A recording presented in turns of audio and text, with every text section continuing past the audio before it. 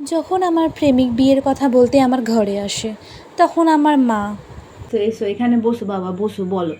তো কি যেন বলছিলে? আমার মেয়েকে কাকিমা নাকি আমি না তোমার আপনার মেয়েকে পছন্দ। খুব ভালোবাসি, আমি ওকে আমার বাড়ির আচ্ছা বউ করতে চাই। আচ্ছা, ওরা আর হাত আপনি চাইতে যদি রাজি এসছো? থাকেন তাহলে আচ্ছা আমি আমার মা বাবাকে কথা বলতে আসতে বলবো।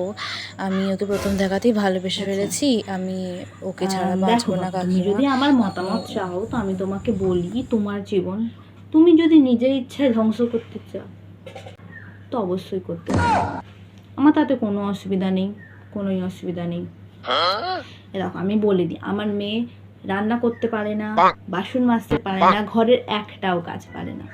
শুধু একটাই জিনিস বানাতে পারে, সেটা হচ্ছে রিলস। তো বাবা দেখো, তুমি যদি মানে তুমি আমার মেয়েকে পছন্দ করবে, জানি না তুমি অন্ধ নাকি মাথা খারাপ, কিন্তু দেখো তোমার জীবন তুমি কিভাবে ধ্বংস করবে বলে বেছে নিয়েছো তুমি জানো। ঠিক আছে, কথা হয়ে গেছে, ঘরে মাকে গিয়ে বলো আসতে পারো, আমরা রাজি আছি।